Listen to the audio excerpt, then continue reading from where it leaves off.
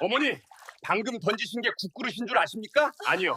이건 20년 동안 이 집에서 썩어 문드러진 제 아내의 심장입니다. 지독한 향 냄새가 진동하는 제사 당일, 남편 준호 씨가 조상님께 올리는 술을 바닥에 쏟아버리며 포효했습니다.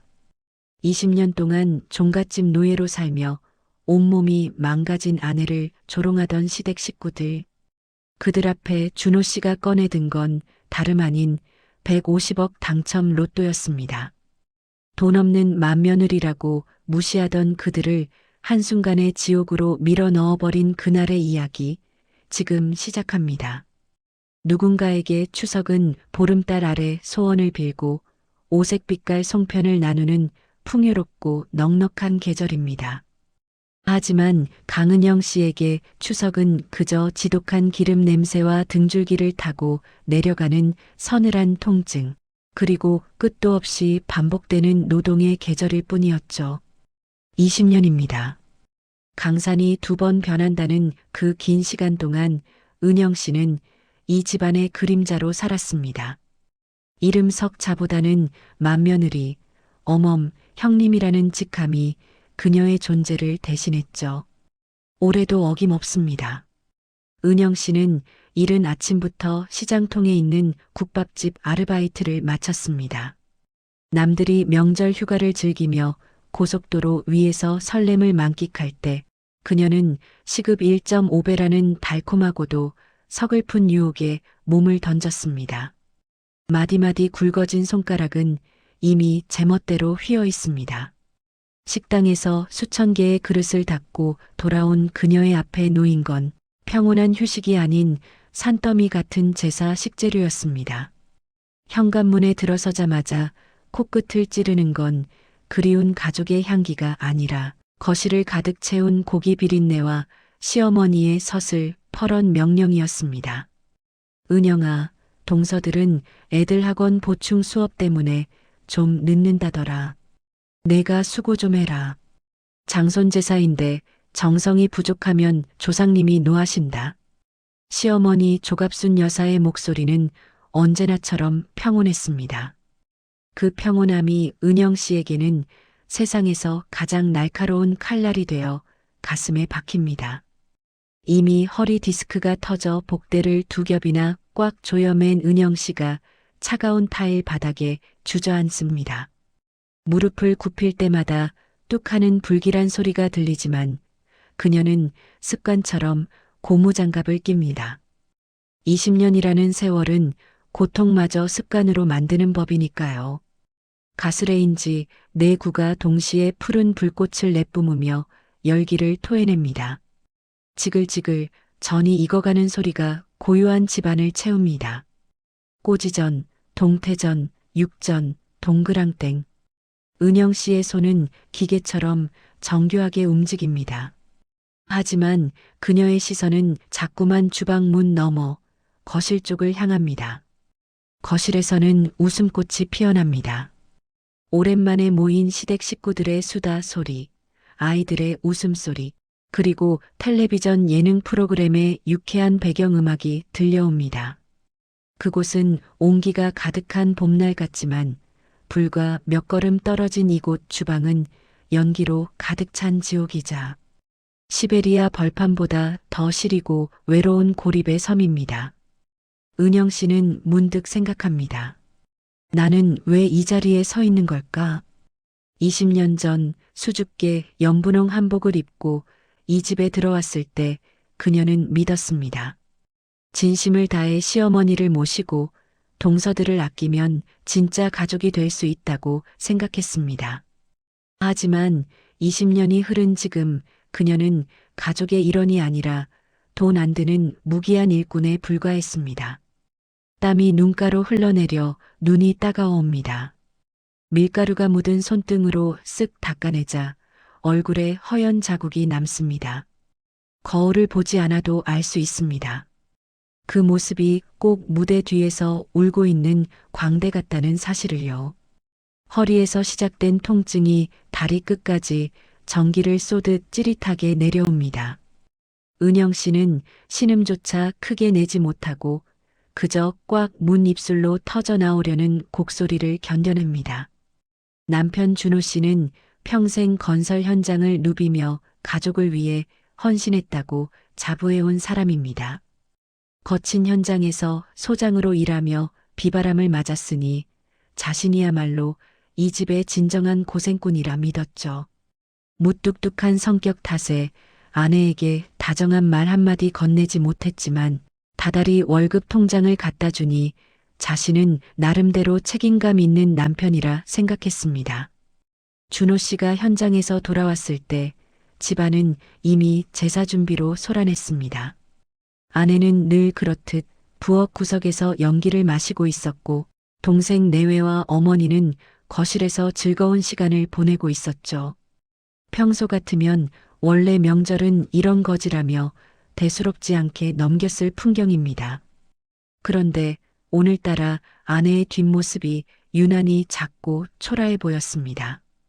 복대를 차고 뒤뚱거리며 쌀 20kg이 담긴 포대를 옮기는 은영 씨. 그 위태로운 발걸음을 보며 준호 씨는 묘한 죄책감을 느낍니다. 하지만 장남이라는 위치, 그리고 효도가 최고의 미덕이라 배워온 세월이 그의 입을 막았습니다. 준호 씨는 부엌으로 다가가 툭 한마디를 던집니다. 어이 강씨, 대충 해. 사람 죽겠어. 적당히 하고 좀 쉬어. 그것이 그가 할 수 있는 최선의 배려이자 애정이었습니다. 아내는 대답 대신 노릇하게 구워진 전 하나를 젓가락으로 집어 남편의 입에 넣어줍니다. 각 구운 전은 뜨겁고 고소했지만 준호 씨의 목구멍을 넘어가는 느낌은 거칠고 껄끄럽기만 했습니다. 아내의 손가락 끝에 붙은 밴드들이 눈에 들어왔기 때문입니다. 옷을 갈아입기 위해 안방으로 들어간 준호 씨는 침대 밑으로 굴러 들어간 양말을 줍기 위해 허리를 숙였습니다. 그러다 손끝에 닿은 낡고 때 묻은 가계부 한 권을 발견합니다. 표지에는 눈물의 가계부라고 투박하게 적혀 있었죠. 준호 씨는 피식 웃었습니다. 이 사람은 무슨 가계부에 이런 이름을 붙여놨대? 짠순이 아내가 콩나물값 몇백 원 아낀 기록이나 구경해보자는 심산으로 첫 장을 넘겼습니다. 하지만 그곳에 적힌 것은 숫자가 아니라 피눈물 섞인 고백이었습니다. 2006년 5월 14일. 오늘도 거실에선 웃음꽃이 피는데 내 주방만 시베리아다. 기름 냄새가 내 살을 파고드는 것 같다. 나도 저 거실에 앉아 과일을 먹고 싶다. 나도 저 웃음소리에 섞이고 싶다. 하지만 나는 이 집의 며느리고 며느리는 부엌을 지키는 사람이라니. 내가 사람이긴 한 걸까? 준호 씨의 손이 가늘게 떨리기 시작했습니다. 그것은 단순한 가계부가 아니었습니다. 20년간 아내가 삼켜온 비명이고 아무도 들어주지 않았던 유서였으며 가장 가까운 사람인 남편에게조차 전하지 못한 처절한 고발장이었습니다. 준호 씨는 홀린 듯 책장을 넘겼습니다. 거기엔 자신이 몰랐던, 아니 어쩌면 비겁하게 모른 척하고 싶었던 추악한 진실들이 날짜별로 박혀 있었습니다. 설날 기록 둘째 동서가 명품 가방을 사왔다며 어머니께 자랑한다. 어머니는 입이 귀에 걸려 하루 종일 현아 씨 손을 만지신다. 그러다 나를 보시더니 은영아, 쟤는 귀하게 자라 손이 고우니 설거지는 내가 다 해라 하신다. 내 손은 하루 종일 식당에서 뚝배기를 나르고 기름에 데인 내 손은 손도 아닌가. 준호 씨는 거실에서 동생이랑 술 마시며 우리 마누라 손맛이 최고라고 떠든다. 그 손맛이 내 피눈물 맛인 걸 당신은 죽어도 모르겠지. 준호 씨의 눈시울이 식었게 달아오릅니다. 자신이 동생들과 술잔을 부딪히며 우리 마누라가 최고라고 추켜 세웠던 그 오만한 칭찬들이 아내에게는 얼마나 무거운 쇠사슬이었을지 이제야 그 무게가 실감나기 시작했습니다. 기록은 계속되었습니다. 셋째 동서에 대한 이야기는 더욱 처참했습니다. 제사 기록 셋째 주희 씨가 왔다. 음식 냄새가 옷에 배면 드라이클리닝 비용이 수십만 원이라며 거실에서 한 발짝도 안 나온다. 그러다 내가 내놓은 고사리 나물을 한 입 먹더니 형님, 요즘은 소금 대신 저렴한 간장 쓰세요? 맛이 참 싸구려 같네요 라며 비웃는다.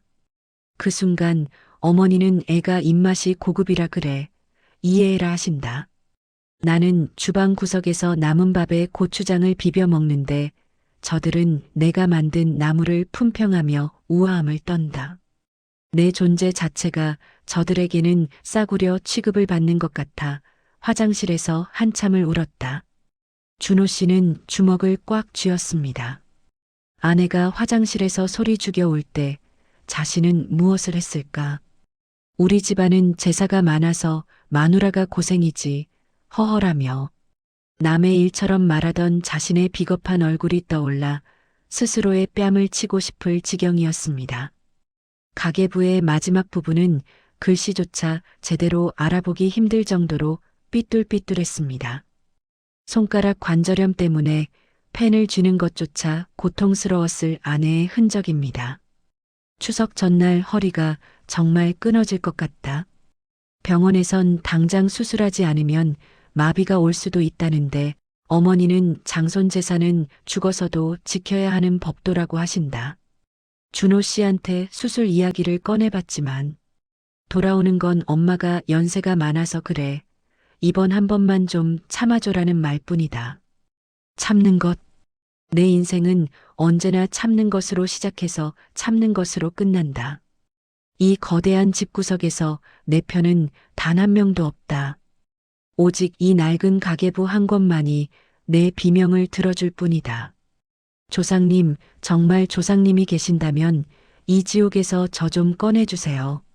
준호 씨는 가계부를 덮고 침대 가장자리에 앉아 거친 숨을 내뱉었습니다. 밖에서는 여전히 웃음소리가 파도처럼 밀려옵니다.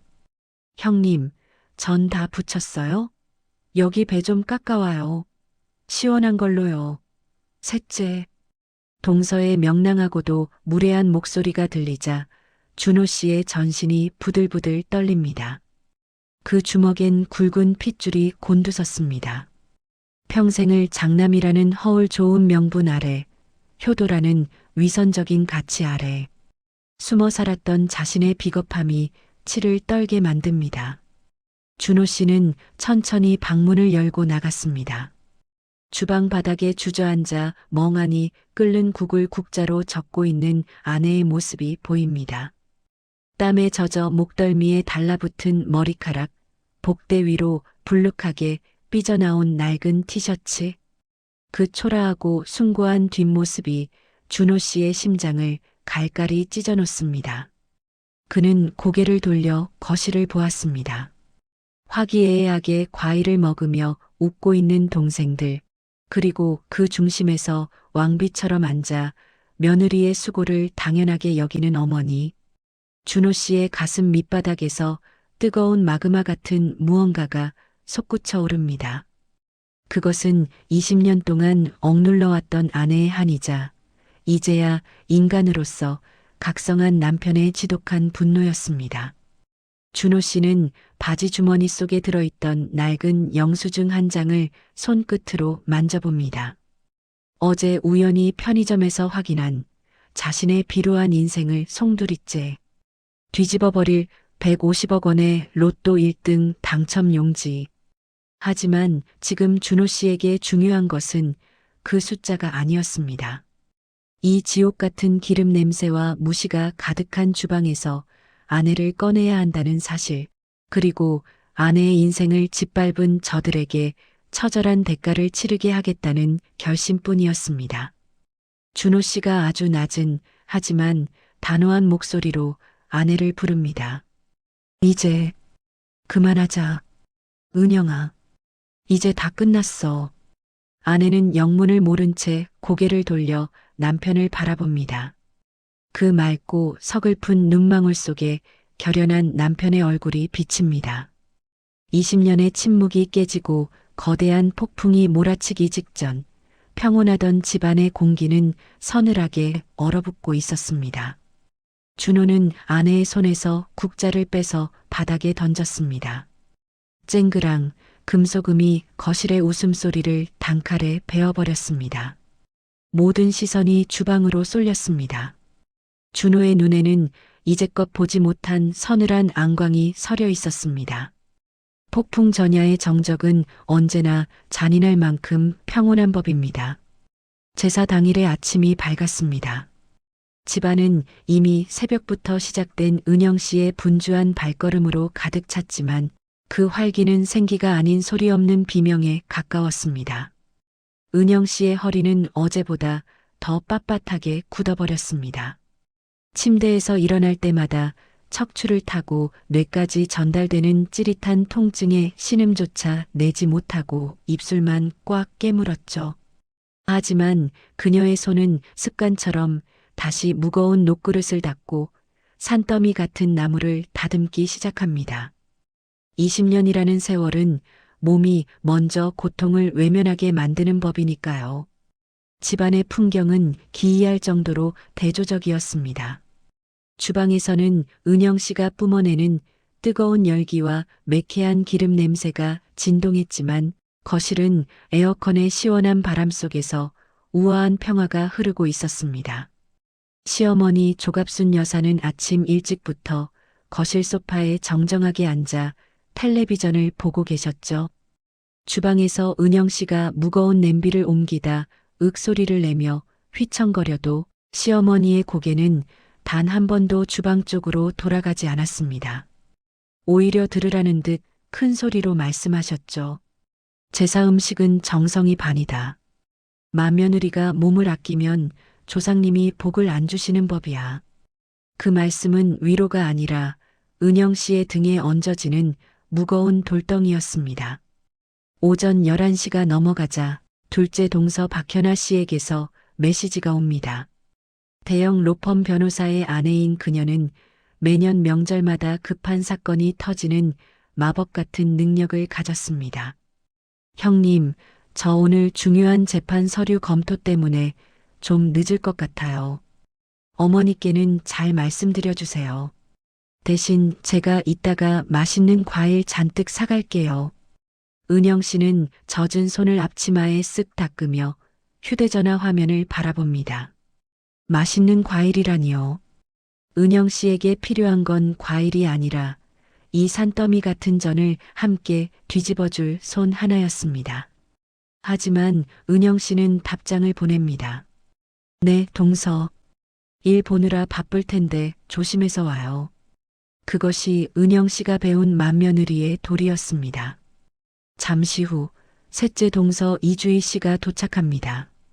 부잣집 딸로 자란 그녀는 현관문을 들어설 때부터 코를 찡긋거리며 유난을 떱니다. 어머니, 집에 기름 냄새가 너무 심해요. 제 피부 요즘 뒤집어져서 관리 중인데 이 연기 쐬면 큰일 나겠어요. 그녀의 손에는 명품 쇼핑백이 들려 있었습니다. 시어머니 조갑순 여사는 자리에서 벌떡 일어나 셋째 며느리를 맞이합니다. 아이고, 우리 주희 왔냐? 어서 와라. 예, 피부가 생명인데 주방 근처에는 얼씬도 하지 마라. 거실에서 나랑 같이 드라마나 보자꾸나. 셋째 동서는 은영 씨가 있는 주방 쪽으로는 눈길도 주지 않은 채 거실 소파에 자리를 잡고 앉습니다.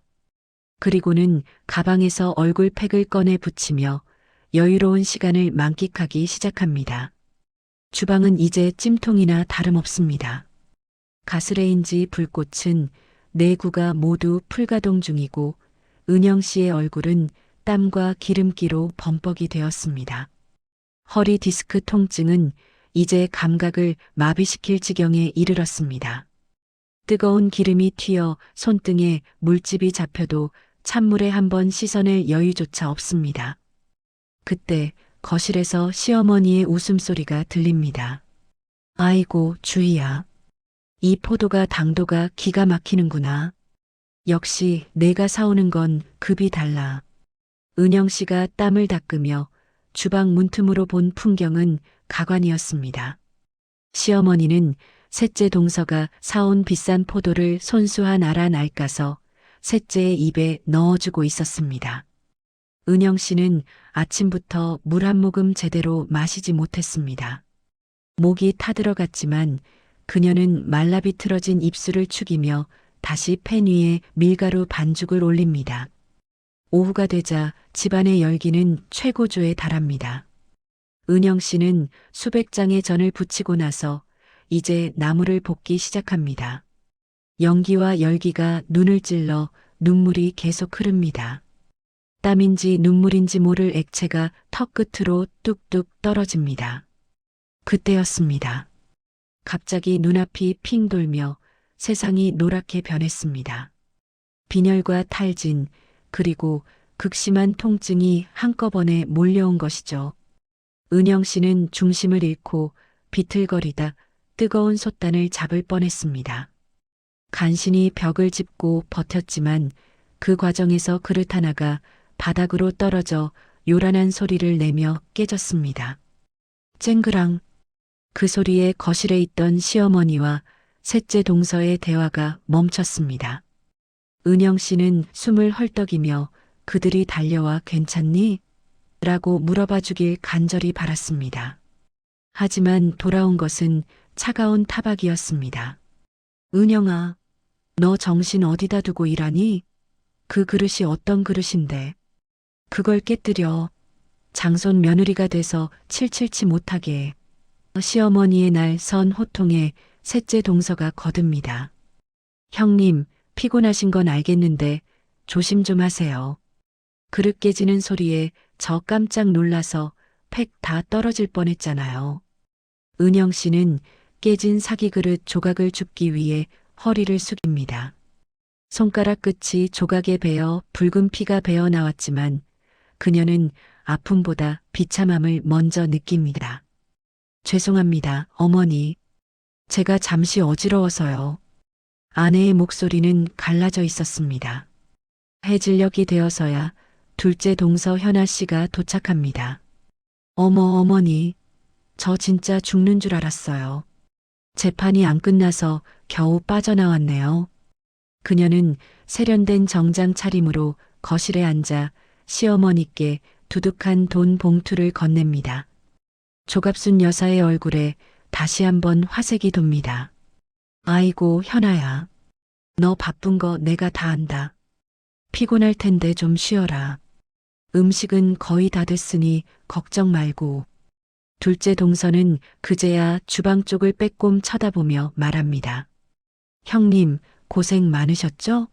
제가 이따 설거지는 도와드릴게요. 하지만 그 이따가가 언제인지는 우리 모두가 알고 있습니다. 제사가 다 끝나고 모두가 배불리 먹고 나서 가장 가벼운 그릇 몇 개를 만지는 척하다가 슬그머니 사라지는 시간이죠. 준호 씨는 안방에서 아내의 가계부를 가슴에 품은 채 밖에서 들리는 모든 대화를 듣고 있었습니다. 건설 현장의 거친 소리에도 단련된 그였지만 지금 밖에서 들려오는 저 부드럽고 우아한 목소리들이 그 어떤 소음보다 소름 끼치게 들렸습니다. 그는 방문에 귀를 대고 숨을 죽였습니다.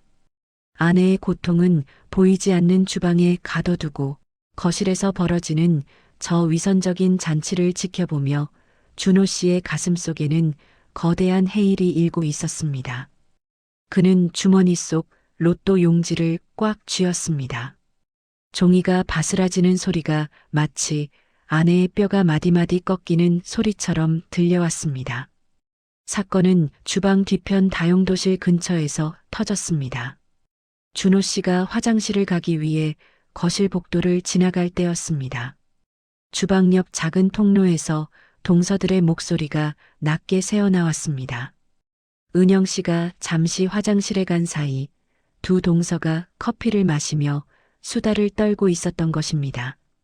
근데 형님은 참 대단하지 않아? 어떻게 20년 동안 저걸 다 혼자 한대?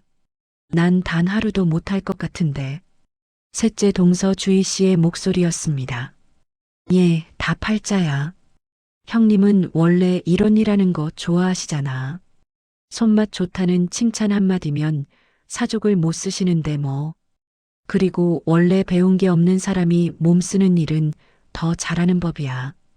둘째 동서 현아 씨의 차가운 비웃음이 뒤를 이었습니다. 맞아, 언니. 형님은 그냥 이게 체질인가 봐. 아까 보니까 허리 아픈 척은 하시는데 막상 전 붙일 때는 날아다니시더라고. 우리가 도와주면 오히려 불편해 하실걸? 그냥 우린 어머니 비위나 잘 맞춰드리고 갈 때 용돈이나 좀 챙겨드리면 돼. 준호 씨는 그 자리에 얼어붙었습니다. 온몸에 피가 거꾸로 솟구쳐 머리끝까지 올라오는 기분이었습니다. 원래 일하는 걸 좋아한다? 체질이다? 아내가 새벽부터 식당 일을 나가고 밤마다 파스를 온몸에 도배하며 앓는 소리를 내던 것이 저들에게는 그저 즐거운 취미 활동처럼 보였다는 사실에 준호 씨는 이가 갈렸습니다. 20년의 헌신이 저들에게는 당연한 배려가 아닌 조롱의 대상이었다는 진실. 준호 씨는 당장이라도 문을 박차고 나가 저들의 머리채를 잡고 싶었지만 그는 주먹을 피가 나도록 꽉 쥐며 참아냈습니다. 지금 터트리기엔 너무 이릅니다. 가장 화려하고 성스러운 순간에 저들의 가면을 가장 처참하게 벗겨내야 하기 때문입니다. 준호 씨는 다시 주방을 보았습니다. 화장실에서 돌아온 은영 씨가 다시 앞치마를 고쳐 매고 있었습니다. 그녀는 자신의 시동생 아내들이 자신을 어떻게 생각하는지 꿈에도 모른 채 그저 제사상에 올릴 생선이 타지는 않았는지 노심초사하며 불 앞에 섭니다. 그 가냘픈 뒷모습 위로 20년의 세월이 겹쳐 보였습니다. 시어머니의 교묘한 차별, 동서들의 영악한 방관, 그리고 남편인 자신의 비겁한 방조. 은영 씨는 그 삼각 편대 속에서 서서히 죽어가고 있었습니다. 밤이 깊어갈수록 제사 준비는 끝을 향해 달립니다. 은영 씨의 안색은 이제 창백함을 넘어 잿빛이 되었습니다. 다리를 절뚝거리며 거실로 제사 음식을 나르기 시작합니다. 무거운 노쇠기를 들고 거실을 오갈 때마다 동서들은 발을 치워주기는커녕 형님, 그거 여기다 두세요라며 손가락으로 위치만 가리킵니다. 시어머니는 제사상 높이가 마음에 안 든다며 은영 씨에게 다시 차리라고 지시합니다. 그 순간 은영 씨의 무릎이 꺾이며 바닥에 쓰러집니다. 하지만 아무도 일으켜주지 않습니다. 시어머니는 혀를 차며 말씀하시죠. 어휴, 제사 앞두고 부정타게 왜 자꾸 넘어진다니. 조심 좀 해라. 은영 씨는 바닥을 짚고 간신히 일어납니다. 눈가에 맺힌 눈물을 아무도 모르게 훔쳐냅니다. 배신감과 서러움이 파도처럼 밀려와 그녀를 삼키려 하지만 그녀는 다시 무거운 쟁반을 듭니다.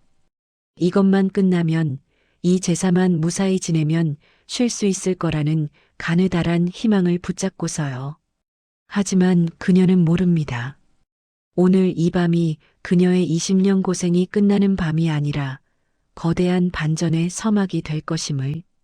준호 씨는 주머니 속 로또 종이를 꺼내 한 번 더 확인합니다.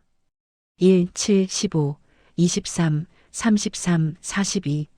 아내의 생일과 결혼기념일, 그리고 아이들의 생일을 조합해 만든 그 숫자들이 오늘 밤 이 지옥 같은 집구석을 태워버릴 불꽃이 될 것입니다. 준호 씨는 낮은 목소리로 은졸입니다. 어머니, 그리고 너희들. 오늘 조상님 제삿날이 아니라 너희들 가면 벗겨지는 날인 줄 알아라. 그의 눈에는 광기 어린 분노와 함께 아내를 향한 처절한 연민이 소용돌이 치고 있었습니다. 제사 시간이 다가옵니다. 온 집안에 향 냄새가 퍼지기 시작합니다. 거실은 엄숙한 척 정적이 흐르지만 그 정적 아래에는 추악한 욕심과 무시가 도사리고 있습니다. 은영 씨는 마지막으로 국을 끓이며 가스레인지 불을 끕니다. 그녀의 20년 독박 노동이 마침표를 찍는 순간이었습니다. 그리고 이제 남편 준호 씨가 그 마침표 위에 거대한 폭발을 준비하고 있습니다. 어둠이 짙게 깔린 종택의 지붕 위로 찬 바람이 불어옵니다. 이제 곧 모두가 경악할 대반전의 시간이 시작되려 하고 있습니다. 시어머니와 동서들은 여전히 자신들이 누리는 이 안락함이 영원할 것이라 믿으며 마지막 제사 준비를 마친 은영 씨를 도구처럼 부리고 있었습니다. 하지만 준호 씨가 거실 문을 열고 나오는 순간 그들의 완벽했던 세계는 산산조각이 날 준비를 마쳤습니다. 집안을 가득 채운 매캐한 향 냄새가 유난히도 코끝을 찌르는 밤입니다. 정적만이 흐르는 거실, 병풍 앞에는 평생 은영 씨의 고열을 짜내어 차려진 화려한 제사상이 놓여 있습니다. 촛불은 일렁이며 벽면에 거대한 그림자를 만들어내고 그 그림자는 마치 이 집안을 짓누르는 거대한 업보처럼 보입니다. 은영 씨는 여전히 주방과 거실을 오가며 마지막 탕국을 올립니다. 그녀의 걸음걸이는 이미 정상이 아닙니다. 왼쪽 다리를 눈에 띄게 절뚝거리며 한 손으로는 벽을 짚고 간신히 몸을 지탱하고 있습니다. 하지만 그 누구도 아는 척하지 않습니다. 아니, 보려 하지 않는다는 것이 더 정확한 표현일 것입니다. 제사가 시작되었습니다. 시어머니 조갑순 여사는 상석에 앉아 매서운 눈으로 상차림을 흡습니다.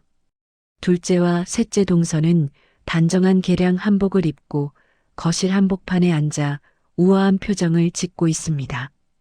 은영 씨만이 주방 구석에 서서 땀을 닦으며 다음 순서를 기다립니다. 그때였습니다. 제사상의 국을 한 숟갈 떠먹어 본 시어머니의 미간이 무섭게 찌푸려집니다. 은영아, 이리 좀 와보거라. 낮게 깔린 목소리에 공기가 얼어붙습니다. 은영 씨가 절뚝거리며 거실로 들어서자 시어머니는 들고 있던 노숟가락을 상 위에 거칠게 내던졌습니다. 챙강하는 날카로운 금소금이 정적을 찢어버립니다. 너 지금 나랑 장난하니? 국이 이게 뭐냐?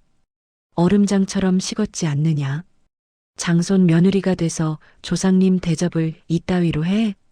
20년을 가르쳐도 제자리 걸음이니 정신머리가 어디에 나갔기에 제사 음식 하나 제대로 못 내오느냐 말이다. 시어머니의 호통은 칼날처럼 은영 씨의 가슴을 후벼 팠습니다. 은영 씨는 당황하며 고개를 숙였습니다. 아침부터 식당 일을 하고 돌아와 쉼없이 수백 장의 전을 부치느라 국을 미리 끓여둔 것이 화근이었습니다. 사실 국은 김이 모락모락 날 만큼 따뜻했지만 시어머니는 며느리의 기를 꺾기 위한 트집이 필요했던 것입니다. 옆에 있던 셋째 동서 주희 씨가 입술을 삐죽이며 부채질을 시작합니다. 어머, 형님. 정말 너무하시네요. 어머니가 제일 중요하게 생각하시는 게 이 탕국인데. 아무리 힘들어도 기본은 지키셔야죠. 저 같으면 죄송해서 얼굴도 못 들겠어요. 정성이 부족하니까 국이 식는 거 아니겠어요? 둘째 동서 현아 씨도 거듭니다. 형님, 요즘 자꾸 실수하시네요. 나이 드셔서 그런 거예요. 아니면 이제 하기 싫어서 시위하시는 거예요? 어머니 마음 상하시게 정말. 동서들의 조롱 섞인 훈수는 시어머니의 분노에 기름을 부었습니다. 은영 씨는 떨리는 손을 앞치마 밑으로 숨겼습니다. 밴드 투성이에 진물이 나는 그 손을 보여주고 싶지 않았습니다. 방 안에서 이 모든 광경을 지켜보던 준호 씨의 눈동자가 뒤집혔습니다. 그는 아까 본 아내의 가계부를 손에 꽉 쥔 채 거실로 걸어 나왔습니다. 그의 시선은 바닥을 향해 굽어 있는 아내의 가녀린 등에 머물렀습니다. 20년 전 활짝 웃으며 시집왔던 그 건강하던 여자는 어디로 갔을까요? 지금 눈앞에 있는 사람은 뼈만 남은 어깨와 구분 등, 그리고 고통을 참느라 파들파들 떨리는 한 명의 노예일 뿐이었습니다. 준호 씨는 아내의 손등을 보았습니다. 뜨거운 국물에 데이고 칼에 베어 성한 구석이 없는 그 손. 동서들의 곱고 매끄러운 손과 대비되어 준호 씨의 심장을 갈갈이 찢어 놓았습니다. 어머니, 그만하세요. 준호 씨의 목소리는 낮았지만 묵직한 힘이 실려 있었습니다. 시어머니는 아들의 등장에 기세등등해져 소리쳤습니다. 준호, 내 이놈. 내 처 교육을 어떻게 시켰기에 이 모양이냐? 장남이라는 놈이 마누라 편이나 들고 조상님이 보고 계신데 어디서 감히. 하지만 준호 씨는 어머니의 말을 자르고 제사상 앞으로 성큼성큼 다가갔습니다. 시구 식구들의 시선이 그에게 쏠렸습니다. 준호 씨는 상 위에 놓인 제주술병을 집어들었습니다. 그리고는 모두가 보는 앞에서 그 술을 조상님의 잔이 아닌 거실 바닥에 콸콸 쏟아버렸습니다. 비명이 터져 나왔습니다. 형님, 지금 뭐 하시는 거예요? 아이고, 준호야. 내가 미쳤구나. 조상님 술을 바닥에. 시어머니는 뒤로 넘어갈 듯 가슴을 쥐어뜯었습니다. 하지만 준호 씨는 멈추지 않았습니다. 술병을 바닥에 내던져 깨뜨린 그는 붉게 충혈된 눈으로 가족들을 하나하나 쏘아보았습니다. 그의 전신에서 뿜어져 나오는 분노의 기운에 동서들은 겁에 질려 뒷걸음질 쳤습니다. 은영 씨는 놀라 남편의 소매를 붙잡았습니다. 여보, 왜 그래요? 내가 잘못했어요. 내가 다시 끓여올게요. 제발, 화내지 마요. 아내의 애원에도 준호 씨의 눈빛은 흔들리지 않았습니다. 오늘 우리 집 제사는 여기서 끝입니다. 아니, 앞으로 이 집안에 제사 따위는 없습니다. 준호 씨의 고함이 집안 전체를 흔들었습니다. 그는 아내를 자기 등 뒤로 거칠게 끌어당겼습니다. 어머니, 잘 보세요. 이 사람이 사람으로 보이세요? 아니면 제사상 차리는 기계로 보이세요? 20년입니다. 20년 동안 이 사람은 식당에서 남의 설거지해주고 벌어온 돈으로 이 집안 제사상 차렸습니다. 당신들이 거실에서 하하덕거릴 때 내 아내는 주방 구석에서 썩은 나물 먹어가며 당신들 수발 들었다고요. 저 거실에서 에어컨 바람 쐬며 피부 관리할 때 이 사람은 불 앞에서 허리 디스크 터져가며 전을 부쳤단 말입니다.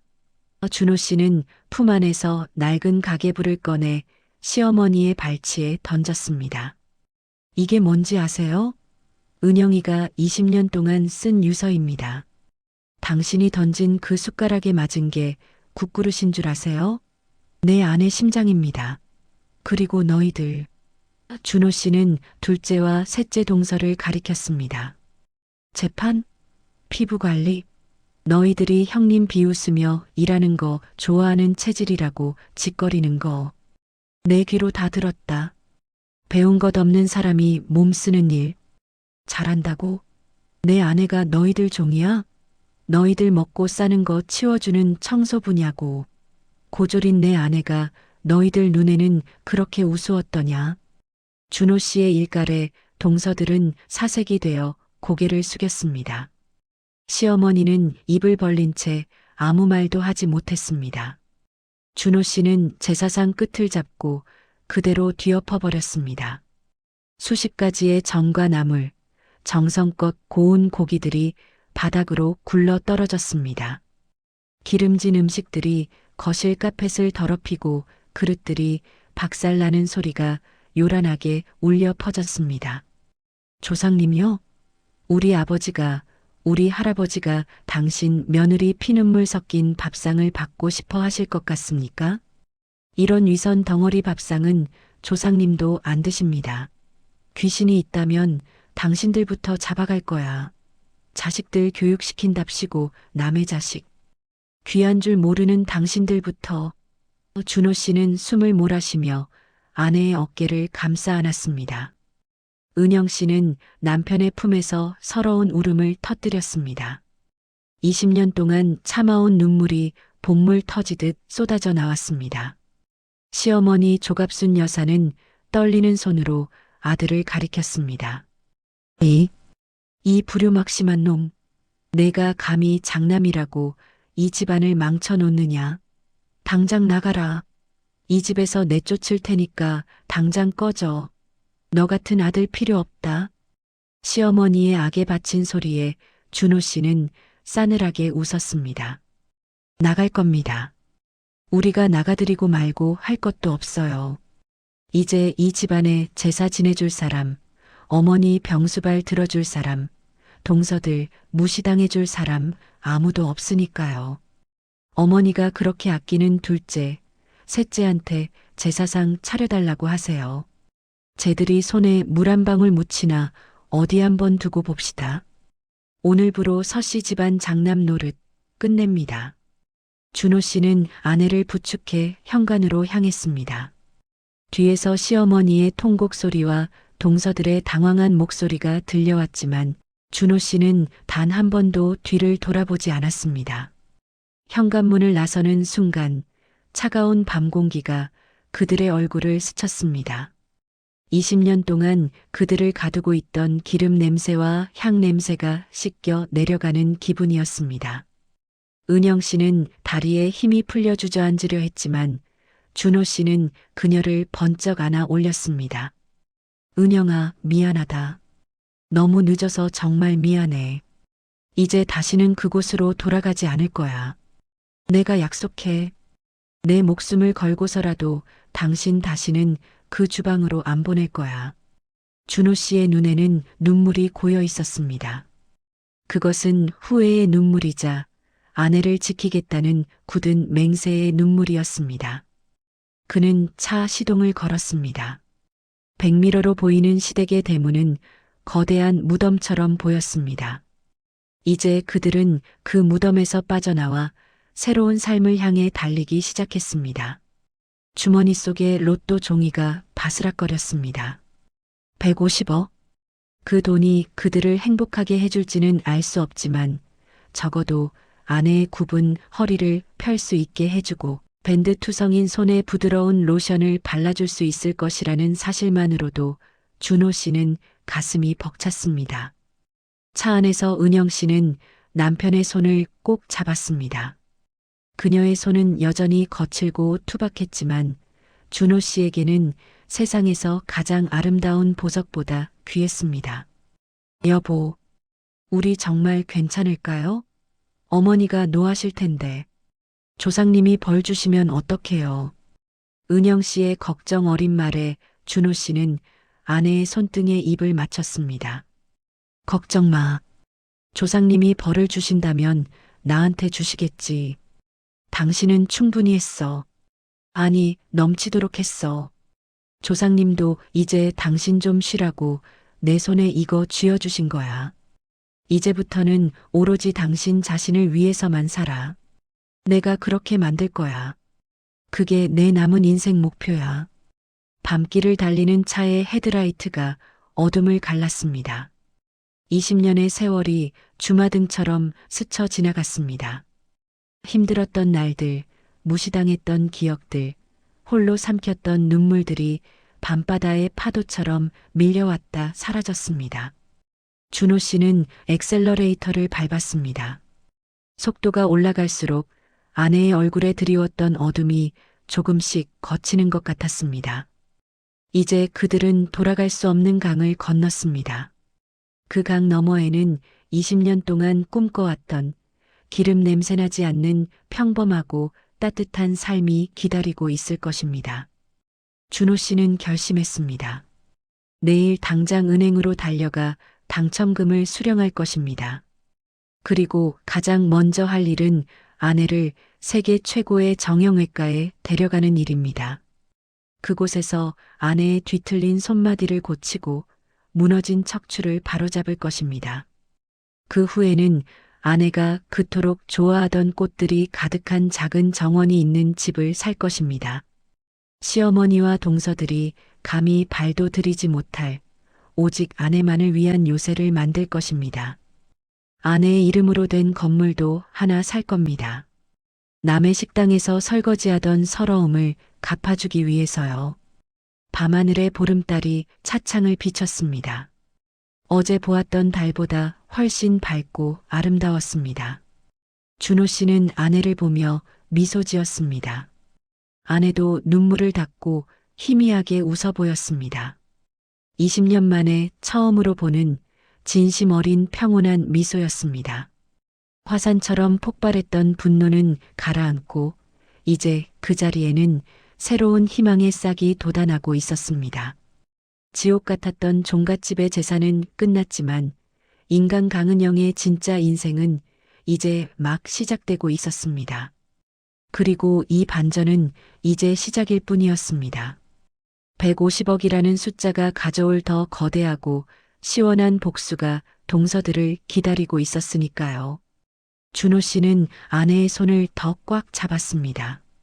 자, 가자 은영아. 우리들의 세상으로. 자동차는 밤의 고요를 뚫고 찬란한 미래를 향해 힘차게 나아갔습니다. 뒤에 남겨진 종택에서는 시어머니의 절규가 밤새도록 그치지 않았지만 그것은 더 이상 그들의 삶에 어떠한 얼룩도 남기지 못했습니다. 엎질러진 물과 깨진 그릇 조각들이 널브러진 거실은 흡사 전쟁터와 같았습니다. 자욱한 향 연기 사이로 바닥에 쏟아진 탕국에서는 기괴한 수증기가 피어올랐고 기름진 전들이 카페 뒤를 굴러다니며 추악한 얼룩을 남겼죠. 시어머니 조갑순 여사는 뒷목을 잡고 소파에 쓰러지듯 주저앉아 헐떡였고 동서들은 난생 처음 보는 아주버님의 광기 어린 분노에 숨을 죽인 채 서로의 눈치만 살폈습니다. 하지만 준호 씨의 반격은 이제 겨우 서막을 올렸을 뿐입니다. 그는 부들부들 떨며 우는 아내의 어깨를 부서질 듯 단단히 감싸쥐고 거실 한복판에 우뚝 섰습니다. 그의 손에는 아까 챙겨 나온 낡은 가계부와 함께 방금 인쇄한 듯 서슬 퍼런 서류 뭉치가 들려 있었습니다.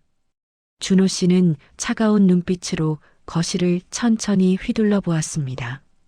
그 시선이 닿는 곳마다 동서들은 고개를 돌리거나 몸을 움츠렸죠. 다들 앉으세요. 아직 제 이야기는 시작도 안 했으니까. 그 낮은 목소리에는 거역할 수 없는 압도적인 힘과 20년의 세월이 응축된 무게가 실려 있었습니다. 겁에 질린 둘째와 셋째 동서가 주춤거리며 소파 끝에 간신히 걸터앉아 준호 씨는 들고 있던 서류를 테이블 위에 거칠게 내던졌습니다. 이게 뭡니까, 형님? 제사 지내다 말고 갑자기 무슨 서류를? 둘째 동서 현아가 떨리는 목소리로 묻자 준호 씨가 싸늘하게 대답했습니다. 청구서다. 내 형님이 지난 20년간 이 집구석에서 쏟아부은 노동력과 제사 비용, 그리고 당신들이 앗아간 한 여자의 인생에 대한 정당한 청구서 말이야. 준호 씨는 서류의 첫 페이지를 소리내어 읽기 시작했습니다. 목소리는 낮았지만 거실 구석구석을 송곳처럼 파고들었죠. 1년 12번의 제사, 한 번에 최소 100만 원.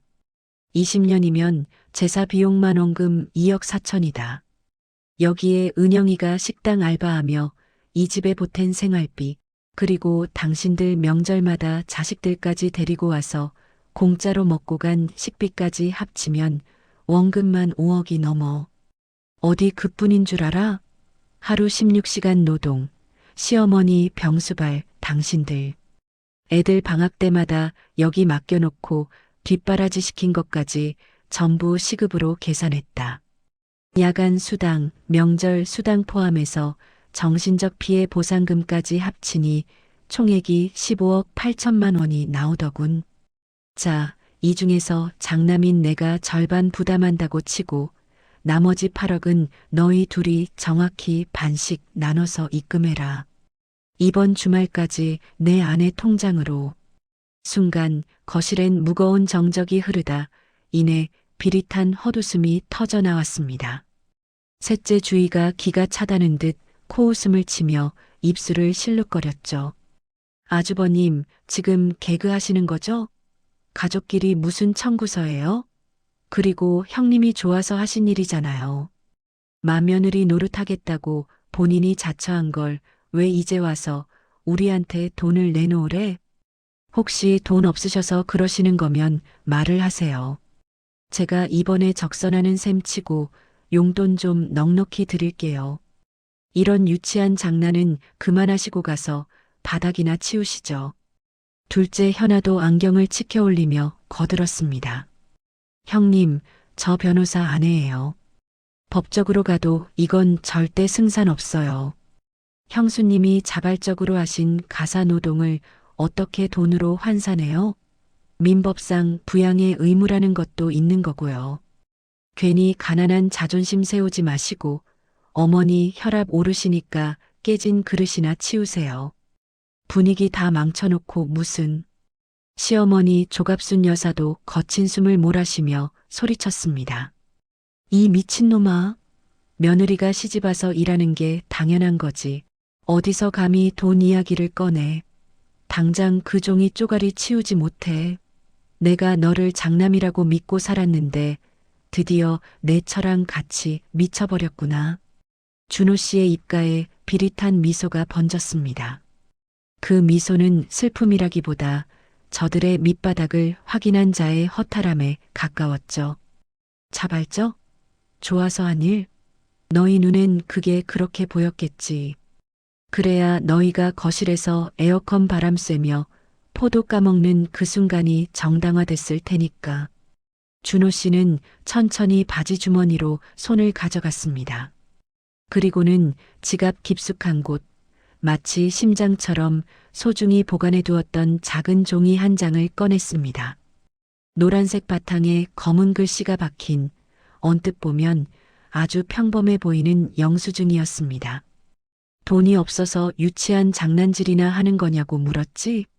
적선이 필요하냐고? 자, 그럼 이건 어떻게 생각하는지 한번 봐라.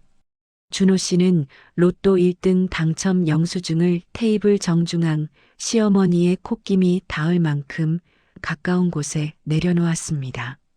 시어머니와 두 동서의 시선이 일제히 영수증으로 향했습니다.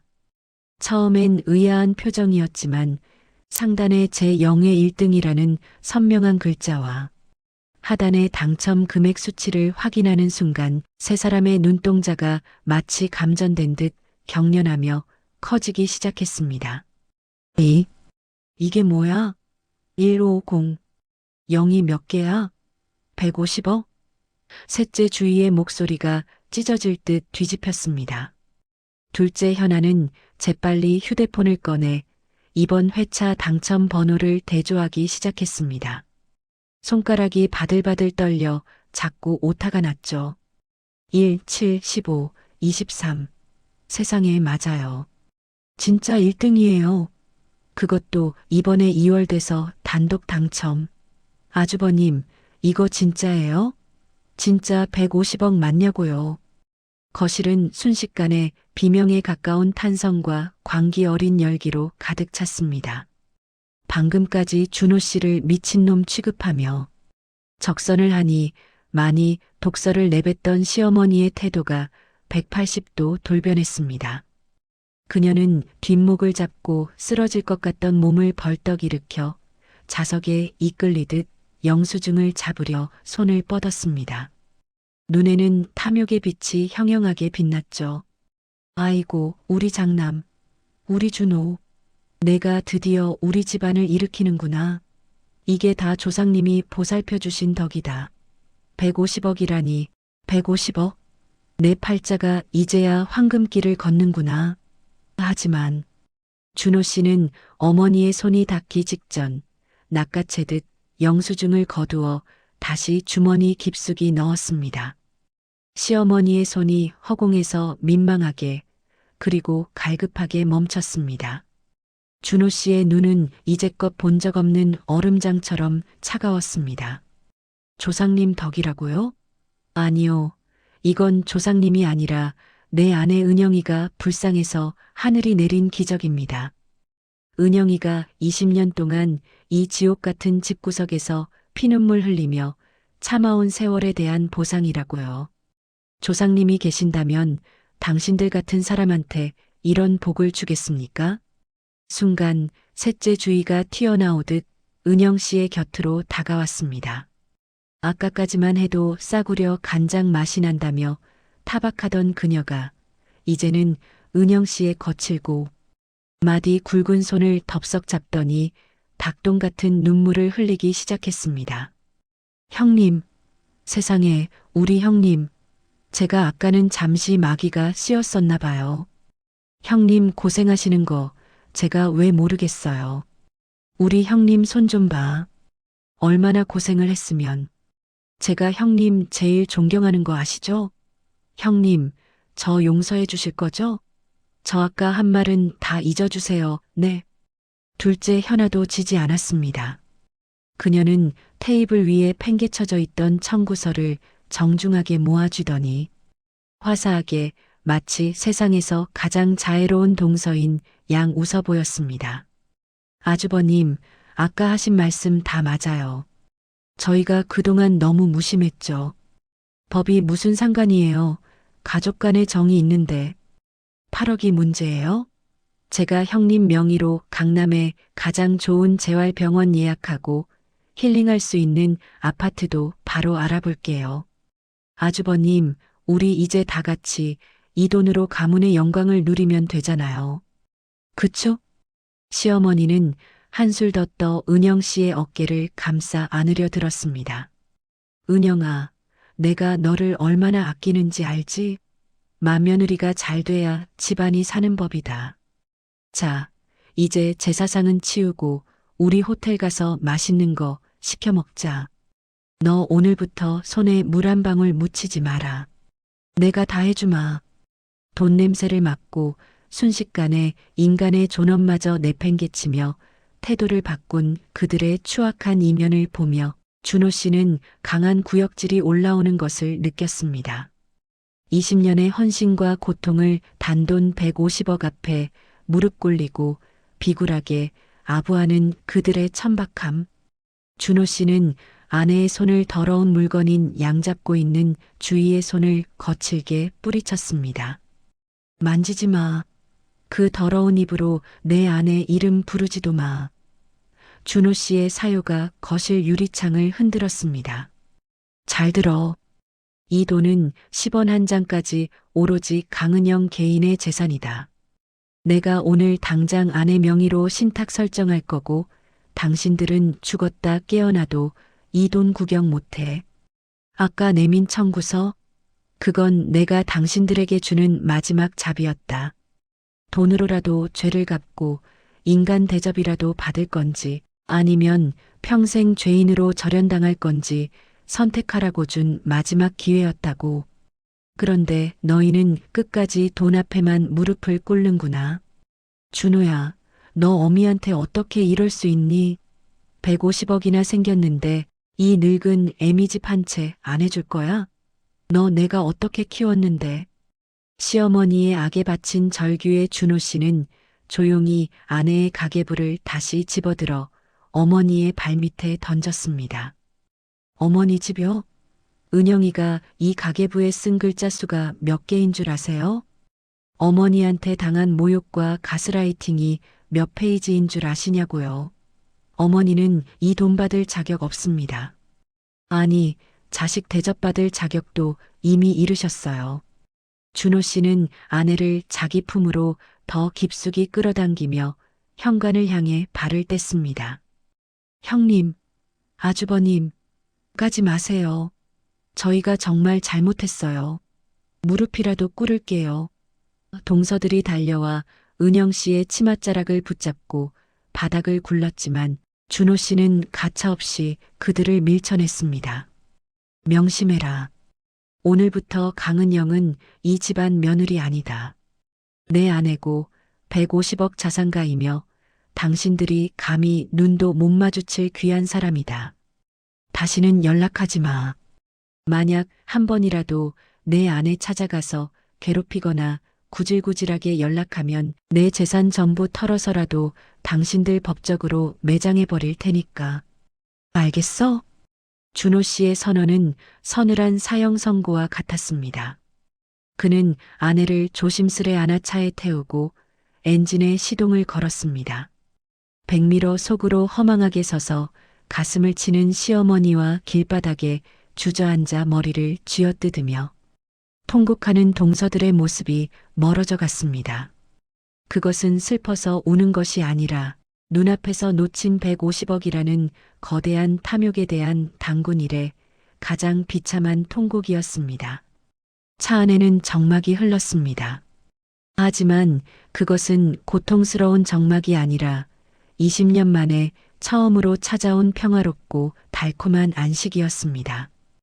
은영 씨는 조용히 창밖을 바라보며 쉴 새 없이 눈물을 흘렸습니다. 준호 씨는 운전대를 잡은 한 손을 뻗어 아내의 거칠고 뒤틀린 손을 꼭 잡았습니다. 은영아, 이제 정말 끝났어. 당신 이제 아무것도 안 해도 돼. 누구 눈치 안 봐도 돼. 그냥 숨만 쉬어. 당신 하고 싶은 거, 먹고 싶은 거, 가고 싶은 곳.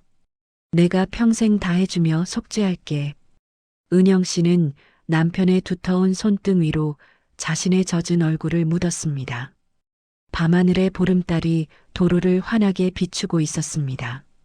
지옥 같았던 종갓집의 매캐한 향 냄새와 비린 기름 냄새가 차창 밖으로 흩어지고 신선한 밤바람이 아내의 지친 이마를 어루만졌습니다. 150억이라는 돈이 주는 무게보다 자신을 위해 제사상을 엎어주고 방패가 되어준 남편의 용기가 은영 씨에게는 더 큰 구원이었습니다. 이제 그들은 서울의 화려한 야경 속으로 그 누구도 건드릴 수 없는 그들만의 성을 향해 달려갔습니다. 그곳엔 더 이상 맏며느리 강은영은 없었습니다. 오직 사랑받을 자격이 충분한 세상에서 가장 고귀한 한 여자만이 남아 있었습니다. 카타르시스는 정점에서 터져나왔고 승리는 압도적이었습니다. 20년의 세월을 견뎌낸 낡은 가계부는 이제 아내의 가슴 속에서 씻기지 않는 상처가 아닌 찬란한 훈장이 되어 빛나고 있었습니다. 준호 씨는 결심했습니다. 내일 아침 아내와 함께 가장 먼저 할 일은 바다가 보이는 조용한 카페에서 기름 냄새, 전혀 나지 않는 따뜻한 커피 한 잔을 마시는 일이라고. 아내의 이름이 적힌 새 통장을 건네주며 그녀의 진짜 인생 첫 페이지를 함께 적어 내려갈 것입니다. 준호 씨는 룸미러로 아내를 보며 작게 미소 지었습니다. 아내도 눈물을 닦고 희미하게 그러나 20년 만에 처음으로 눈가까지 휘어지게 웃어 보였습니다. 그 미소 하나를 보기 위해 준호 씨는 150억보다 더 큰 삶의 이유를 찾았습니다. 지독했던 종갓집의 제사는 끝났지만 인간 강은영의 찬란한 봄날은 이제 막 시작되고 있었습니다. 폭풍이 휘몰아치고 간 자리에는 언제나 잔인할 만큼 고요한 정적이 찾아오기 마련입니다. 종택의 낡은 대문을 박차고 나온 그날 밤, 준호 씨는 단 한 번도 백미러를 보지 않았습니다. 뒤에 남겨진 탐욕의 울음소리가 차창 밖 바람소리에 묻혀 완전히 사라질 때까지 그는 오직 앞만 보고 달렸습니다. 옆자리에서 숨죽여 울다 지쳐 잠든 아내의 얼굴 위로 도심의 가로등 불빛이 부드럽게 스쳐 지나갔습니다. 20년 만에 처음으로 아내의 얼굴에 드리워진 긴장이 풀린 순간이었습니다. 그것은 단순한 도망이 아니라 죽어있던 한 사람의 영혼을 구원해내는 거룩한 탈출이었습니다. 준호 씨가 가장 먼저 향한 곳은 서울의 한 유명 대학병원 정형외과였습니다. 그는 당첨금을 수령하기도 전에 이미 자신이 가진 모든 비상금을 털어 아내를 특실에 입원시켰습니다. 여보, 나 그냥 파스 붙이면 돼요. 이런 귀한 데를 왜 와요? 은영 씨는 여전히 뒤틀린 손가락을 감추며 손사래를 쳤지만 준호 씨는 단호했습니다. 당신 이제 맏며느리 아니야.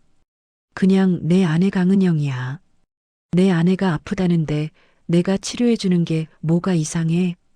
준호 씨는 아내의 굽은 허리와 마디마디, 굵어진 손가락을 보며 다시금 다짐했습니다.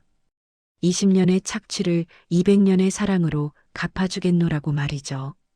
정밀 검사 결과는 참혹했습니다. 척추 협착증의 디스크 파열, 그리고 손가락 마디마디에 박힌 심각한 퇴행성 관절염까지. 의사는 어떻게 이 지경이 될 때까지 참았느냐며 혀를 찼습니다. 준호 씨는 의사의 그 한마디가 심장에 박히는 것 같아 복도에서 한참을 울었습니다. 수술은 성공적이었습니다. 은영 씨가 마취에서 깨어나 처음으로 내뱉은 말은 여보, 이제 허리가 안 아파요라는 눈물 섞인 한마디였습니다. 준호 씨는 아내의 손을 꼭 잡고 속삭였습니다.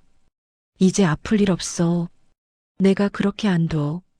그 시각 은영 씨가 사라진 양평의 종택은 말 그대로 아수라장이었습니다. 은영 씨가 떠난 지 불과 보름 만에 돌아온 다음 제삿날, 시어머니 조갑순 여사는 평소처럼 둘째와 셋째 동서를 불러들였습니다. 은영이 그년이 없어도 제사는 지내야지. 너희들이 이제 형님 몫까지 해라.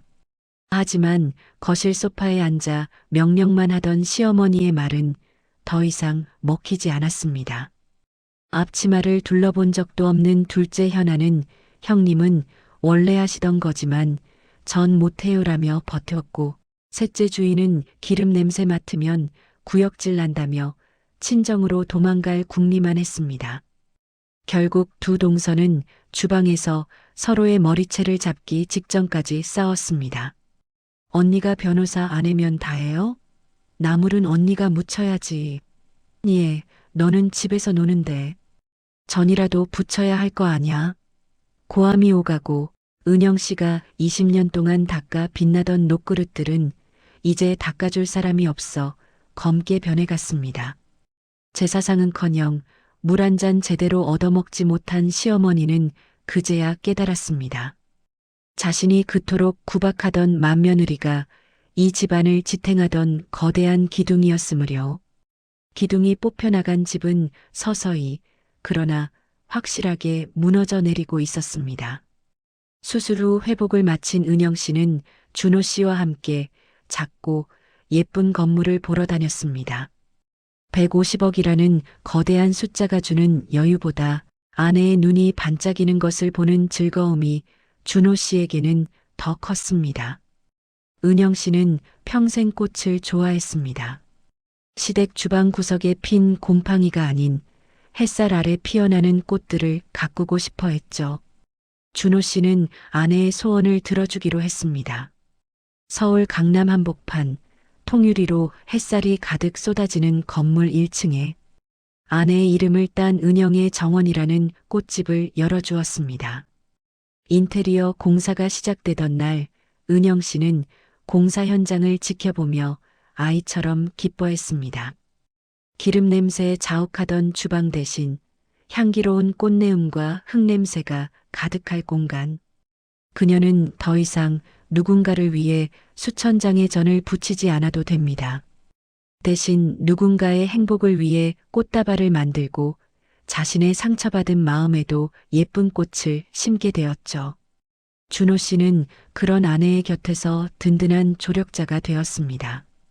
직접 배달차를 몰고 아내가 무거운 화분을 들지 않게 늘 곁을 지켰습니다.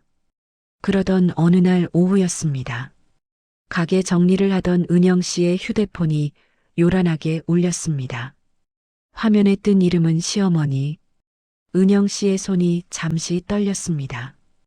20년의 가스라이팅은 이토록 지독한 흔적을 남긴 법이었죠. 준호 씨가 다가와 아내의 손에서 휴대폰을 가져갔습니다. 그는 스피커폰을 켰습니다. 여보세요. 은영아, 어미다. 잘 지내니?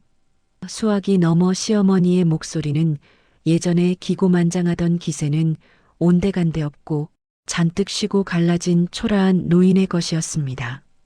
은영아, 내가 정말 미안했다.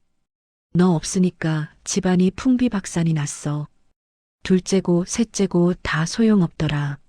나물 하나 묻힐 줄 모르는 것들이 맨날 싸우기만 하고.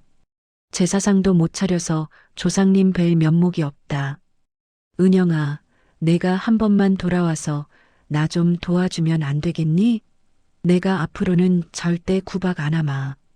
장남네 건물도 사준다고 들었는데 이 어미집도 좀 고쳐주고. 시어머니의 사과는 진심 어린 반성이 아니었습니다. 여전히 자신의 아내와 맏며느리의 노동력 그리고 아들이 가졌다는 그 거대한 돈에 대한 미련뿐이었죠. 은영 씨는 눈물을 흘리는 대신 깊은 한숨을 내쉬었습니다. 그 한숨 속에는 20년의 고통과 서러움이 함께 섞여 있었습니다. 준호 씨는 아내의 눈을 보았습니다. 그리고 아내가 고개를 가로젓는 것을 확인한 뒤 차가운 목소리로 입을 뗐습니다. 어머니, 저 준호입니다.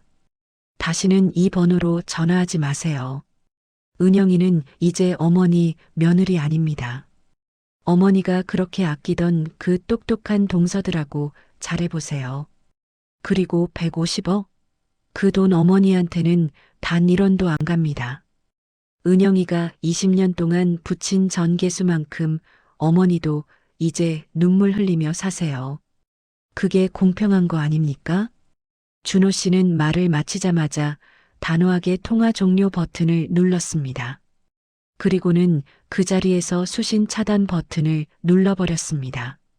20년 동안 그들을 옥죄던 보이지 않는 쇠사슬이 완전히 끊어지는 소리가 들리는 듯 했습니다.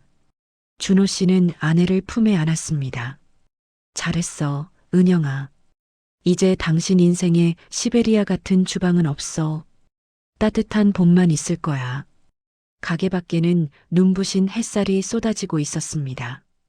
은영 씨는 수술 자국이 남은 자신의 손을 보았습니다. 예전처럼 매끄럽지는 않지만 이제 더 이상 기름기로 번들거리지 않았습니다. 대신 싱싱한 유칼립투스의 향기가 손끝에 배어 있었죠. 그녀는 활짝 웃었습니다.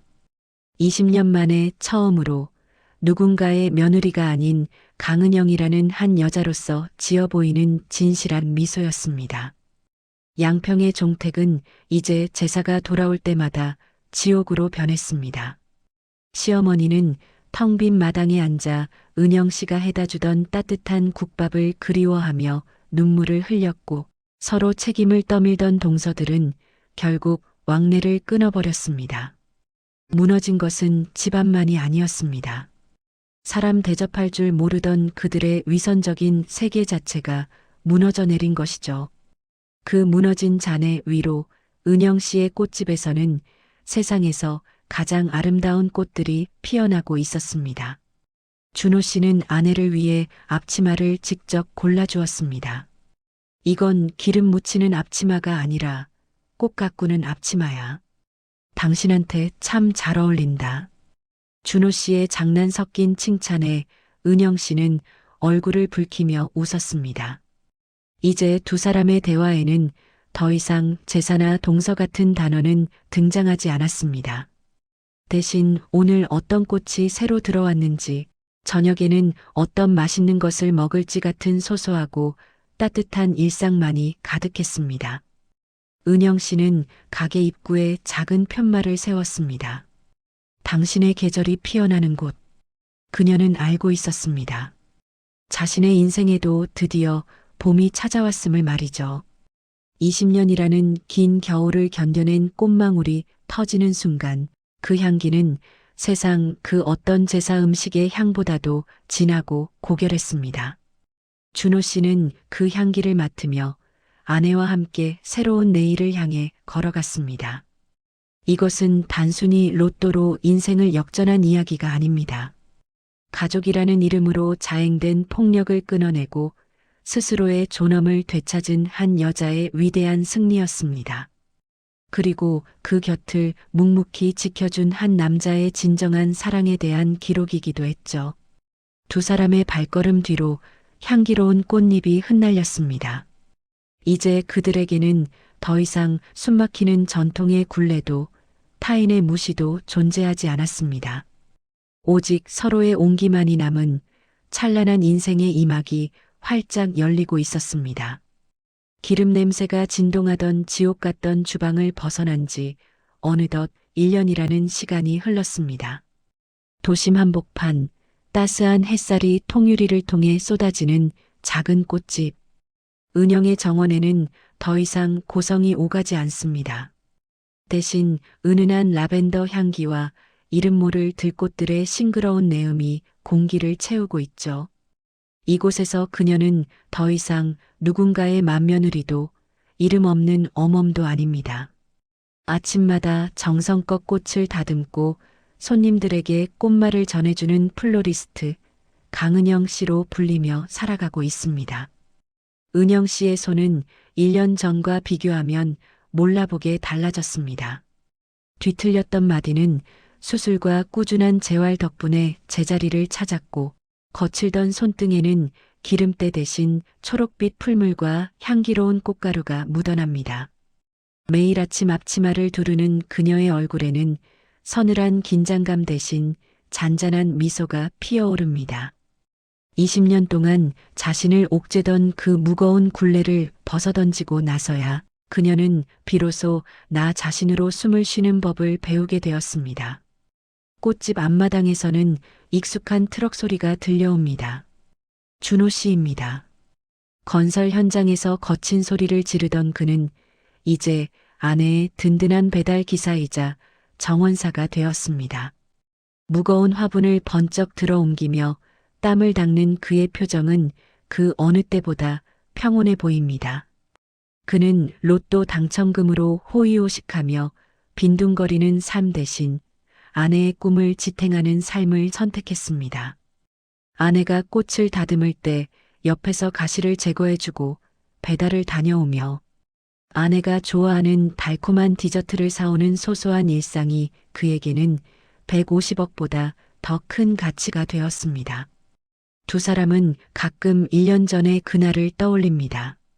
가문의 영광이라느니 효도라느니 하며 한 여자의 인생을 갉아먹던 그 집안의 추악한 이면을 말이죠.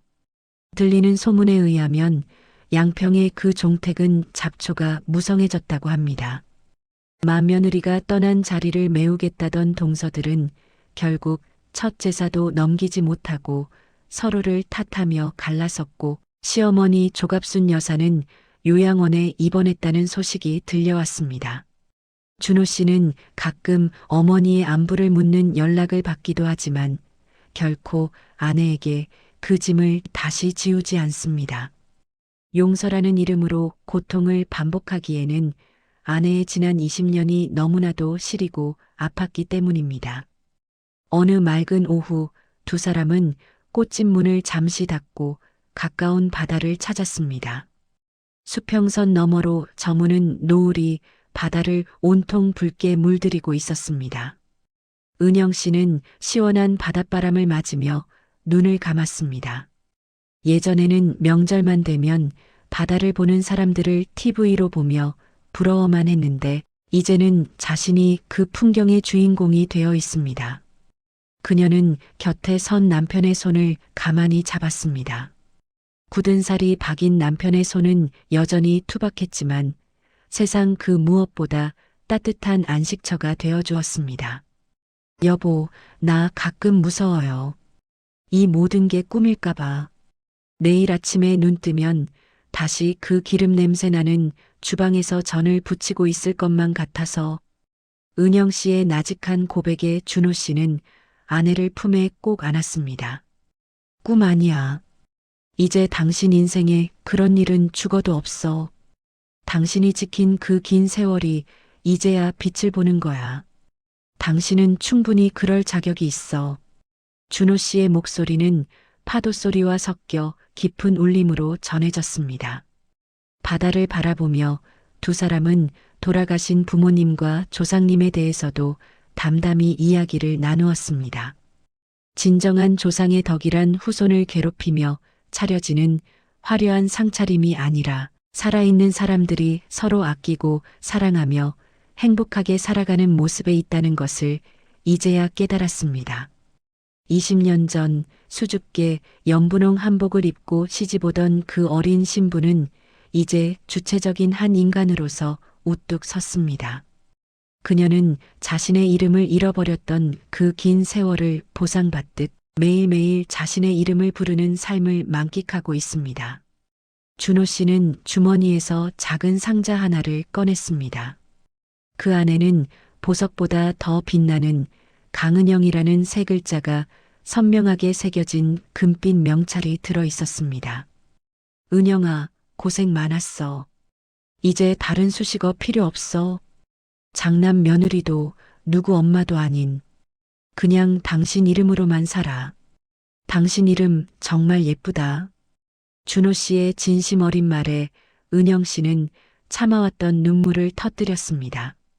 그것은 슬픔의 눈물이 아니라 지난 세월의 한을 씻어내는 정화의 눈물이었습니다. 밤이 깊어가는 바닷가, 두 사람의 그림자가 길게 이어졌습니다. 누군가에게는 당연한 이름으로 불리는 삶이 이들에게는 20년의 투쟁 끝에 얻어낸 소중한 훈장이었습니다. 이제 강은영 씨의 정원에는 사계절 내내 시들지 않는 희망의 꽃들이 피어날 것입니다. 그녀의 인생 이막은 더 이상 타인의 기대에 부응하는 연극이 아니라 스스로가 주인공이 되어 써내려가는 아름다운 동화가 되었습니다. 기름 냄새를 씻어내고 꽃향기를 품은 그녀의 앞날에 더 이상의 시련은 없을 것입니다. 20년의 인내와 150억의 기적, 그리고 남편의 뒤늦은 각성이 만들어낸 이 이야기는 우리에게 진정한 가족의 의미를 묻습니다. 희생이 당연시되는 사회, 정의라는 이름으로 가해지는 폭력. 그 모든 사슬을 끊어내고 당당히 자신의 이름을 되찾은 강은영 씨의 삶은 지금 이 순간에도 어딘가에서 숨죽여 울고 있을 또 다른 은영이들에게 큰 위로와 용기가 되어줄 것입니다. 지금까지 20년 독박 제사의 굴레를 벗어던지고 150억 로또와 함께 화려하게 비상한 은영 씨의 이야기를 시청해 주셔서 감사합니다. 여러분의 주변에도 혹시 이름 없이 살아가는 은영 씨가 있지는 않나요? 오늘 이야기가 가슴 뽕 뚫리는 카타르시스를 선사했다면 좋아요와 구독 버튼을 꼭 눌러주세요. 여러분의 응원은 더 시원하고 감동적인 이야기를 만드는 큰 힘이 됩니다.